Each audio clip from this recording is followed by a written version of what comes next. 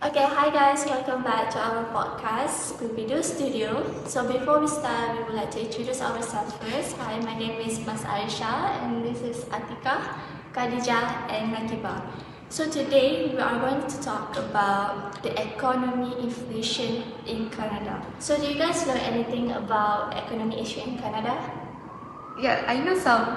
Oh, so you have something prepared, I see. So you may start, introducing the background issues or etc. So we would like to hear that. So I will share with you the background of the Canada economy. So first, we will look at the demographic shock. Between 2021 and 2024, Canada experienced a huge population spike, accelerating to over 41.2 million people due to high immigration. From an economic standpoint, this sudden influx created a massive demand-side shock. The aggregate demand for food completely outpaced Canada's domestic supply capacity, immediately driving the food price up. And also, we will look at the market structure at the agri-food sector. This industry is huge. It contributing $140 billion to their GDP. However, Canada used a highly regulated supply management system with strict production quota and high import tariff on dairy and poultry to protect domestic farmers. And what made it worse, the retail market is a highly concentrated oligopoly where just 5 supermarket conglomerates control over 75% on the national grocery market share. Because there is zero perfect competition, this extreme market saturation creates structural vulnerability. Finally, we will look at the macroeconomic landscape at the bottom graph. Post-pandemic consumer spending caused the market to overheat, jacking inflation up to a 40-year high of 8.1% in 2022. To combat this, the Bank of Canada used an aggressive monetary policy, raising the benchmark interest rate from 0.25% all the way to 5% to cool down aggregate demand. But even as headline inflation slowed down, retail food price remains stubbornly high, eroding household disposable income nationwide. So that's all the background for the Canada's economy. Wow, that is totally absurd.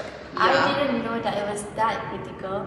I can totally relate to that situation because like recently I was walking down the supermarket aisles to grab my my groceries, and then once I reached the checkout, I was like $5,000, and the prices is like so much different than last month, and I feel like wow, inflation is really crazy. So like we've heard the news about inflation, right? Where our supplies are broken, where food prices are up, and the transportation costs just like went up. This cost we have to bear it. Then the supermarket have to increase their prices. So I was wondering, is there any way that we could avoid this stuff? Because like, does this happen everywhere, or does it just happen at that certain place, which is supermarket? So like there are different type of market, right? Like the big corporation one and like small businesses, like farmers market and giant. And based on this research I've done, it is very obvious how different the supermarket are charging us. Because I was wondering if there are any way that we could avoid this stuff, or like I was also wondering if this only happen at certain places, because there are different type of market, which is small business and the big corporation. So I've collected some data from this data set where it reveals a massive gap in how different retail models handle this economic pressure, which is inflation. And honestly, the result is crazy difference. So let's talk about the fruit price dynamic between 2018 and 2023. So in the data set that I've shown in the magazine, it shows how potato prices in supermarket are increases into 7.12%, but at local farmers market it's only 4.70%, which is a huge difference. And the core reasons comes to two things, which is community accountability and embeddedness.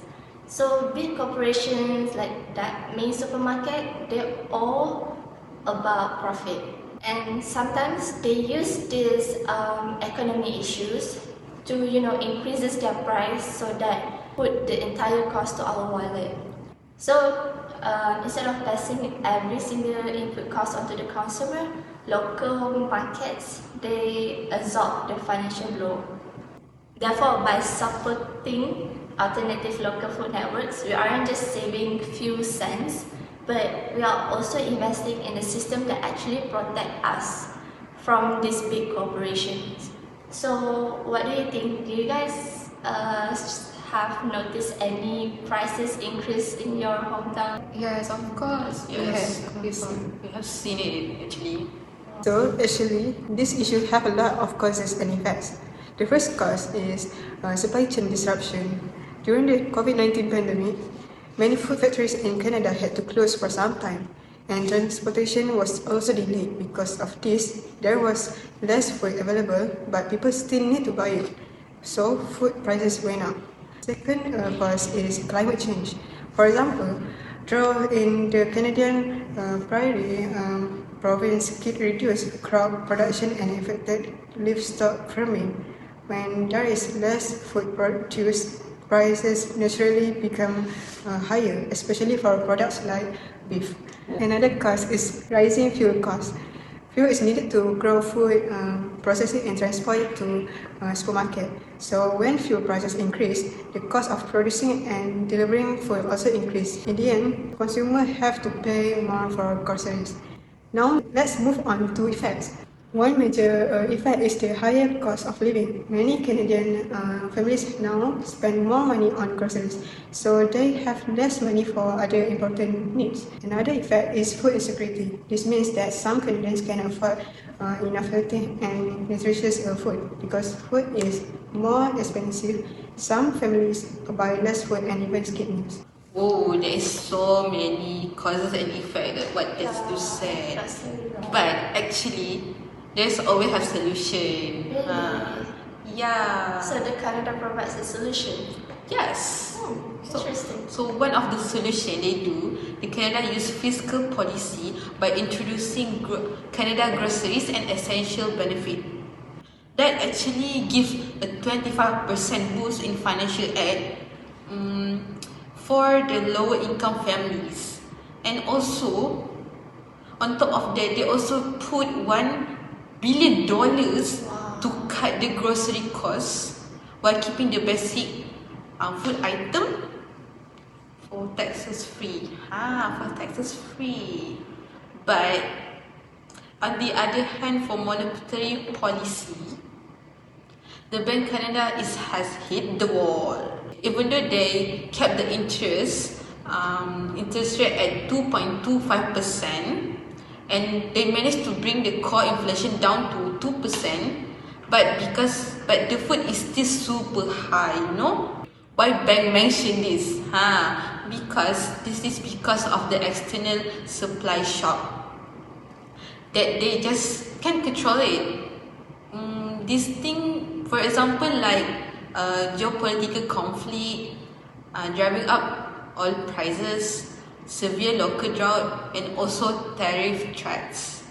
So I guess the Canada's government is not that bad at all. So I guess this concludes all of our podcast for today. Wait. Do you have something? There's something to more. add? I can make the conclusion from what we share today. Oh, So, alright guys, to wrap everything up, we can conclude that Canada grocery crisis come down to one main villain, greedflation. Even though general inflation is going down, these giant supermarket monopolies are using it as an excuse to keep price sky high just to make record-breaking corporate profits. The one hitting the hardest are student and low-income families, who are literally spending a quarter of their income on food. And even though some of them are forced to skip their meals for their daily life, thankfully, local farmers markets are stepping up to protect consumers with lower price, while the government is trying to help by cutting taxes on basic groceries and funding school lunch program. Hopefully, with more support from local alternatives, Canadians can get their wallets back to normal. And that brings us to the end of our podcast. Thank you so